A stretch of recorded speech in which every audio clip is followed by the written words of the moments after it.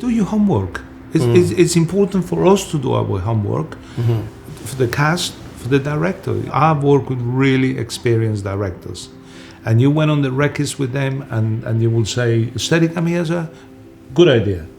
And then you will say, what about the crane? Fantastic idea. They will never make a decision about how they were going to do something until they got the cast on the location and they saw the scene. Then they will tell you.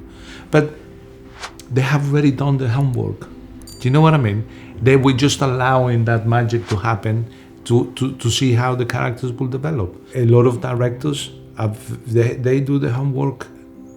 I mean, they arrive on the set and they know all the props, they know all the chairs, they know everything.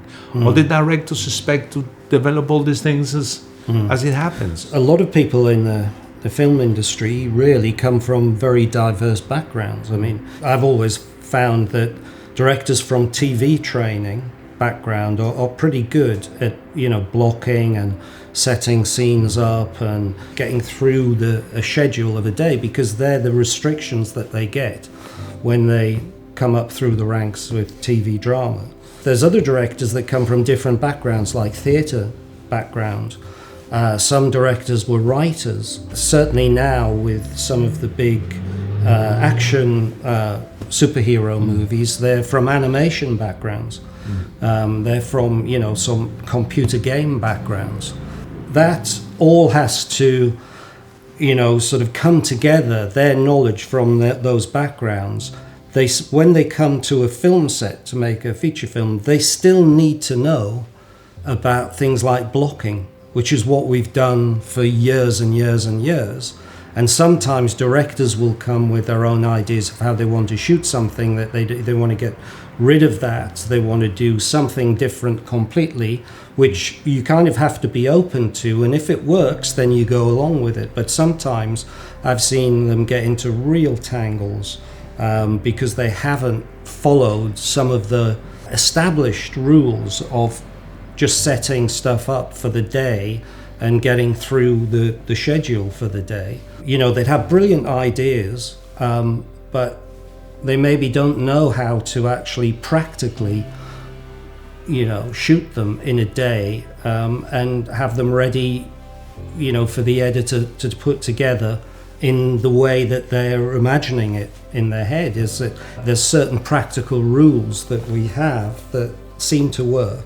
They all work different. I mean, one of the things that I have noticed throughout my career is that somehow film sets get bigger and bigger and bigger and bigger. Jesus, I got like 100 people in the room, And, they can be very intimidating. It's like, we all need to be helped. Even the top guys that I've ever worked with, they always appreciate the HODs to come with solutions, ideas, they feel they're backed up, you know what I mean?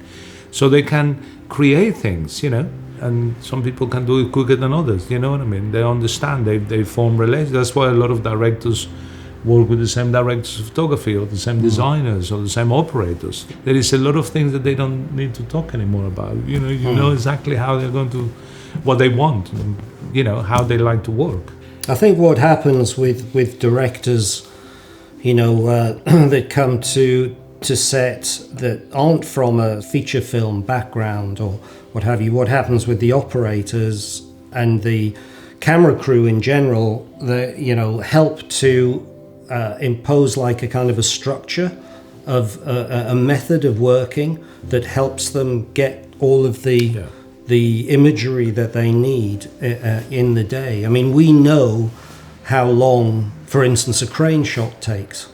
If they say, I want to do this shot, and you go, okay, well, that's going to be about an hour and a half to set up and then the director can say, in the overall scheme of things, that shot's not that important to me. You give confidence to the directors to become more creative, because they know that something might take so long to set up.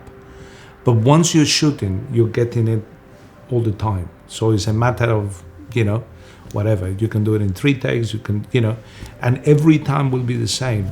They can then change things, but they feel confidence that the camera is, moving in the right direction.